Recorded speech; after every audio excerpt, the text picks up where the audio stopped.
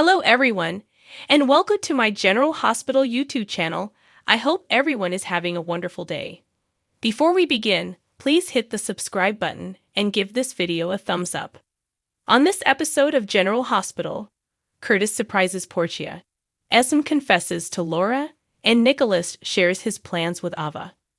When Cyrus sees Sonny praying at church, he assures him that the truth will set him free and that he is grateful that he discovered God in his time of need. Sonny, who is furious, tells Cyrus that it's not the right time to push him. Cyrus understands that Nina informed him that it was she who alerted the SEC. Cyrus says that since there shouldn't be any lies between a husband and wife, he gave Nina advice after she came here seeking instruction as well. Cyrus, who is quoting the Bible about turning the other cheek, gets punched by Sonny. When Sonny decks him once more, Cyrus responds, "I'm sorry." Sonny strikes Cyrus repeatedly in an attempt to get him to fight back, but Cyrus is unable to do so, so Sonny throws him to the ground. Portia talks with a nurse at the hospital about having to work on New Year's Eve. Portia has high hopes for 2024, so she chooses not to interpret it as a terrible omen. On New Year's Eve, Portia discovers Curtis waiting in her office with a rose as a surprise. She claims he's the finest, and he brought donuts too. They discuss his impending surgery, which may enable him to resume walking. Curtis argues it may not be effective. He is aware that Portia will always love him, even in the face of hardship. She queries his emotional state.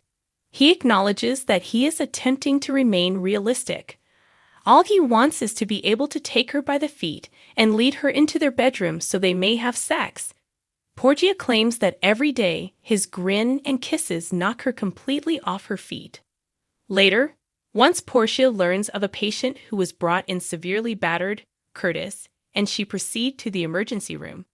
After a party, Joss and Dex find Adam trying to enter her dorm room, confused and believing it to be his. They notice that Guy is obviously inebriated and continues to swill from a red Solo cup. Joss, who doesn't drink, inquires as to what is going on. He claims that it's ended and that his parents are aware of the real him. They pushed for his return home. He claims, knowing full well that he had lied about the internship. He claims that in addition to his B in anatomy, his poor grades, including an A in chemistry, came to light.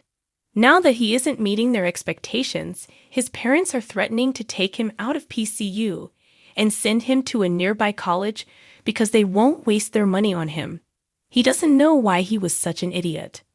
Laura is still thinking about Bobby, Luke, and Lucky, who is out there trying to find a piece of himself, as she is at the Port Charles Grill. The call from Ace's babysitter interrupts them. Esme is an hour late, which surprises Laura.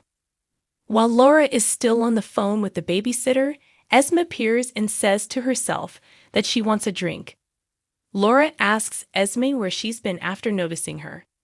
Esme assures the babysitter that she will return home immediately during their conversation. After apologizing to Laura, Kevin gets her some hot cider and retrieves the glove she lost. Even though she misplaced the second one, Esme thanks him. Laura understands she was the one who broke in when she recognized it as Windermere's glove.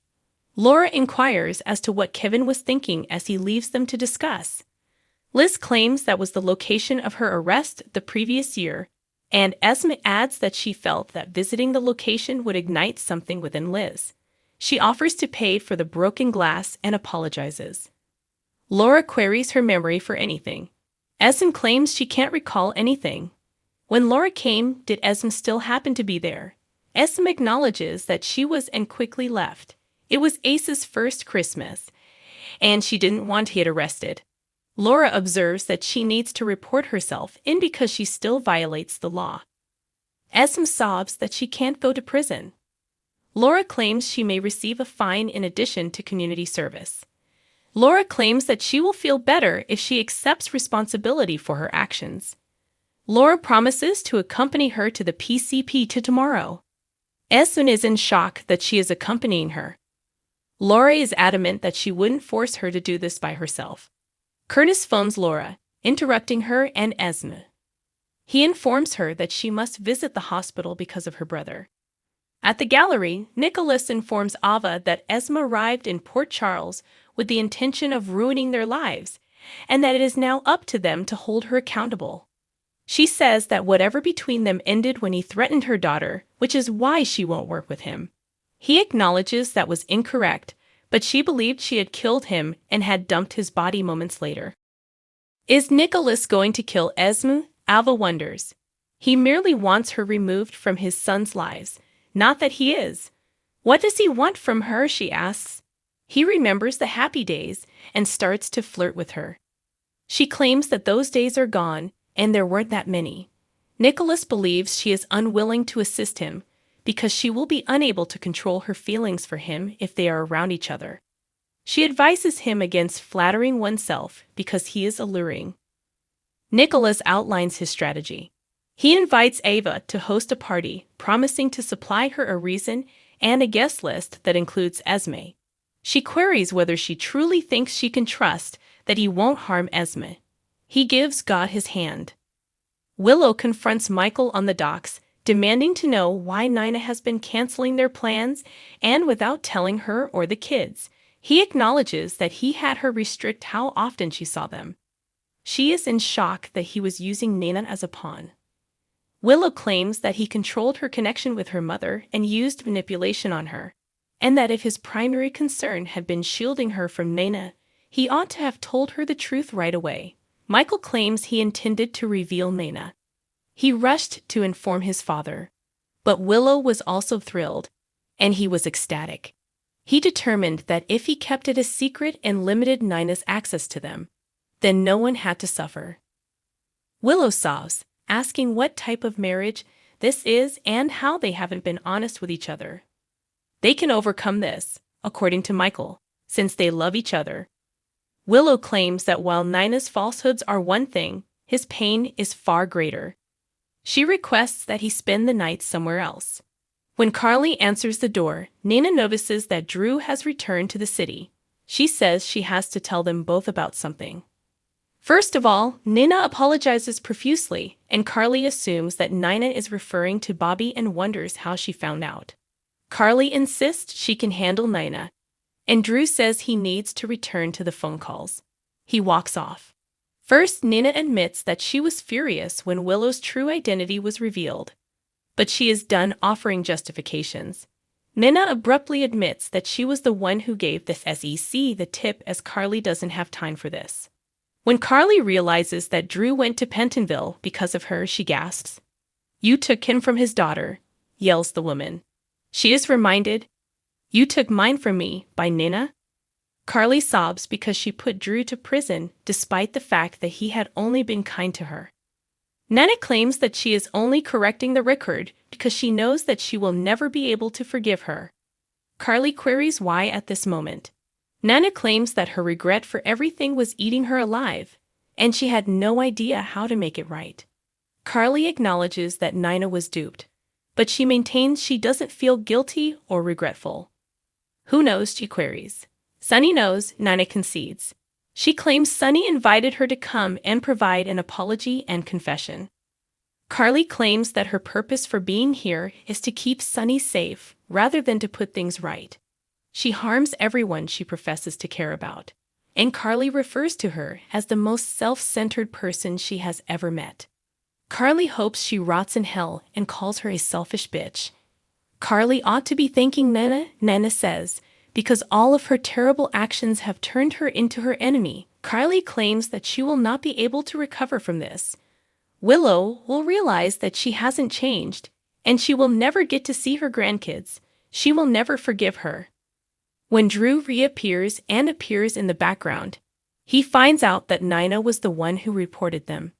Nina claims she regrets what happened to him and that she never intended for him to end up in jail.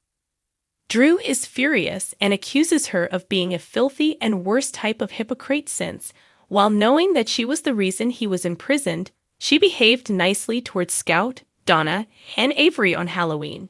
He claims that she can't prioritize her wants over those of her children, and that she doesn't even love her children. She only adores the notion of becoming a mother and a grandma.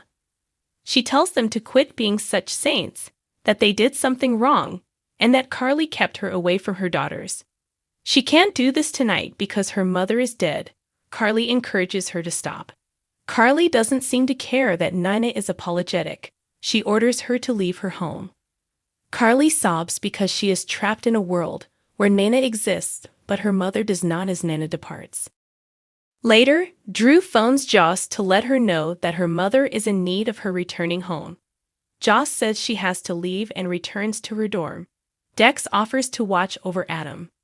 After Joss leaves, Dex talks to Adam about his issues with his parents and assures him that things will get better because there is a big world outside of her parents. When Adam finally faints, Dex helps him into bed. Then, while Willow is still with him on the dock, Drew gives Michael a call. She tells him they have nothing more to say tonight and turns to leave. Michael picks up Drew's phone. Drew answers the door as Joss and Michael arrive at Carly's place and informs them that their mother is in the living room. As they enter, Carly informs them that Bobby has passed away. Joss queries what transpired. Carly claims that she died when she was sleeping at Luke's flat. Joss asks them what they will do in her absence, saying they can't believe she's gone.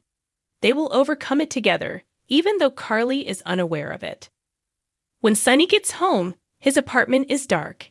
He pulls out a bottle of alcohol and places it on the table using a paper bag. There is blood on his collar. He reflects on his disagreement with Nana and her plea for him to keep their life together. When Ava gets home, she asks Sonny, who is sitting in the dark, where Nana is. Gone, he responds. Avery can't see him like that, so Ava switches on the lights and advises that he get cleaned up. Nana appears at the door, and Sonny departs to tidy up. When Ava opens it, she discovers Sonny is aware of the SEC's true nature. Ava claims she shouldn't be here because he's not well. Nana just got done meeting Carly and Drew, so she would like to spend a little time with him. As Sonny leaves, he slams the door in Nina's face, making her cry. Thanks for watching if you liked this video. So please don't forget to subscribe my channel and don't miss any update.